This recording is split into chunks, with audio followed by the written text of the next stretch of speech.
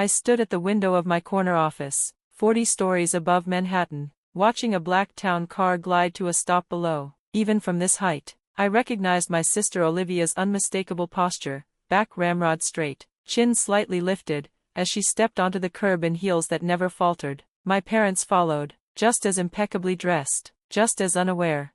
They had no idea they were about to walk into a meeting with the daughter they cast out 10 years ago.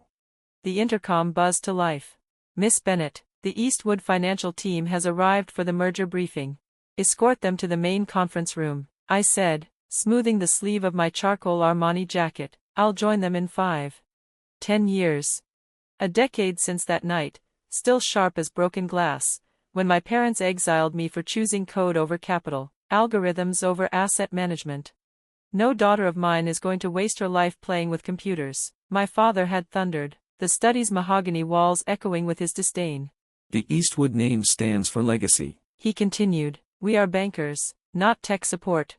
I was 18 then, fresh out of high school, clutching my MIT acceptance letter like a lifeline. "Dad, I'm not wasting anything. This, technology, it's where the world is going. I want to build something that matters." "Matters?" My mother's laugh had been colder than the marble floor beneath my feet. "Your sister is already managing millions, and you want to sit in a hoodie writing code in a basement?" Olivia had leaned against the doorframe, arms crossed, lips curled in quiet victory. At 21, she was the golden child, already embedded in the family firm, her future engraved in gold-plated ambition. "You have 2 choices," my father declared. "Enroll at Wharton and follow the family path, or walk out of this house with nothing. No money, no name, no future." I scanned their faces, my father's stern command, my mother's elegant disappointment, Olivia's smirk that said she knew I'd fold. But I didn't. Something within me crystallized. "Then I choose nothing," I said, and I walked out the door. All I had was a backpack, my laptop, a spare change of clothes, and $3,000 saved from summer jobs. They thought they'd broken me. Instead, they forged me. The first year was brutal. MIT was a battlefield of intellect and exhaustion. I juggled 3 jobs, morning barista, afternoon library assistant, and nighttime coder. My dorm room doubled as my office. My roommates hated the sound of my keyboard tapping at 2 a.m. But I couldn't stop. I was building something real, line by line, late night after late night. I called it Next Gen Solutions. Back then, it was just a folder on my desktop, a dream written in code. By sophomore year, I built a financial algorithm sharp enough to get a small tech incubator's attention. While Olivia climbed her way to junior partner at Eastwood Financial, I was sleeping on a futon in a co-working space, living off ramen and caffeine. The breakthrough came in junior year. My algorithm didn't just analyze markets, it predicted them. Investors started circling. Venture capitalists smelled something big. But I remembered my father's one good lesson: never give up control. So I didn't. I took smaller checks from multiple backers. I kept my stake, kept my vision, and I kept my identity hidden.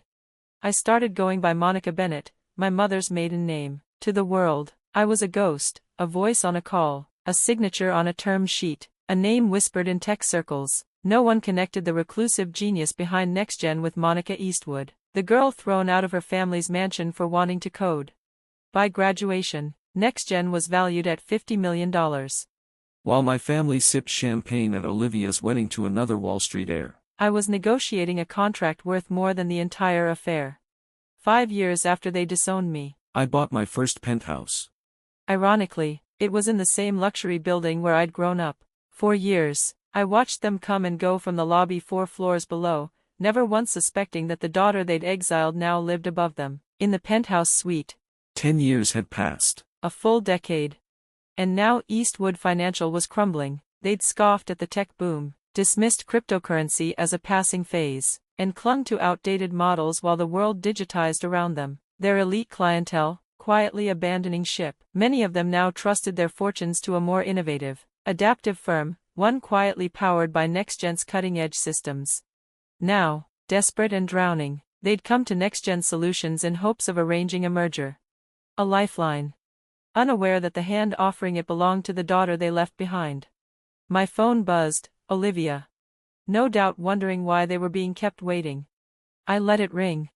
Let them sit in my boardroom, my boardroom, surrounded by the empire I built without their last name, their money, or their validation. Let them stew in silence, powerless for once, forced to wait on the girl they once called irrelevant.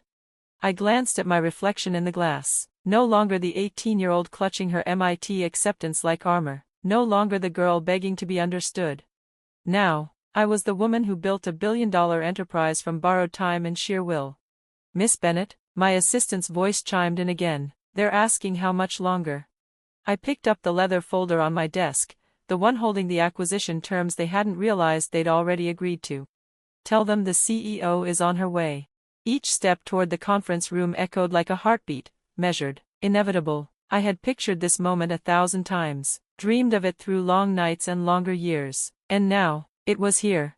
Just outside the door, I paused. Olivia's voice drifted through, sharp and impatient. This Bennet woman better be worth the wait. Who does she think she is? I smiled. They were about to find out. I pushed the doors open and entered with the quiet confidence of someone who no longer needed to prove anything. The Manhattan skyline stretched behind me, glittering like a crown. I walked to the head of the table. Conversations halted, expressions shifted, from irritation to confusion to stunned disbelief. My father half rose. Pale. My mother froze, fingers at her throat. Olivia blinked, her perfectly curated composure cracking. Monica, she whispered. I set the folder down and looked each of them in the eye. Hello, family, I said, then paused. Or would you prefer we keep this strictly professional? A beat of silence. Miss Bennet works too. My father's voice shook. This can't be. You're Monica Bennet, you founded NextGen? I smiled, taking my seat, surprised what a girl playing with computers can accomplish. My mother found her voice, thin and unsteady. You've been here, in New York, all this time, living right above us? Indeed. I opened the folder with deliberate grace. Now, shall we begin? This isn't a merger, by the way, it's an acquisition.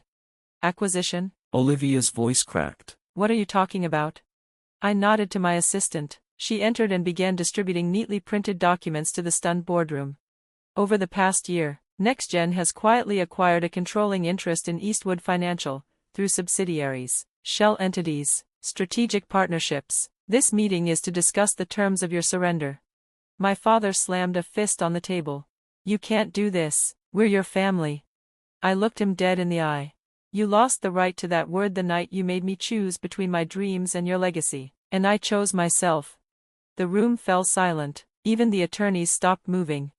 Your systems are outdated. Your strategies are relics. And your clients? They're already using our tech behind your back. You clung to the past while I built the future. I stood, walking slowly to the window, the skyline casting long shadows across the table. You exiled me for choosing innovation over tradition. Now, innovation owns your tradition. Monica, Please. my mother whispered, honey, we made a mistake. You've clearly succeeded. Can't we work something out, as a family? I turned, met her eyes without flinching. No, because I didn't build all this to return to you. I built it to show myself I never needed you in the first place. Olivia flipped through the pages in disbelief, her hand trembling. You're dismantling the company. I shrugged. Not dismantling, reinventing. Everything outdated is being retired, including you. My gaze swept over them one last time. 3 people who had everything handed to them and still lost it all to the daughter they threw away. I closed the folder. The age of Eastwood is over, I said. Now it's Bennett's turn. I returned to my seat.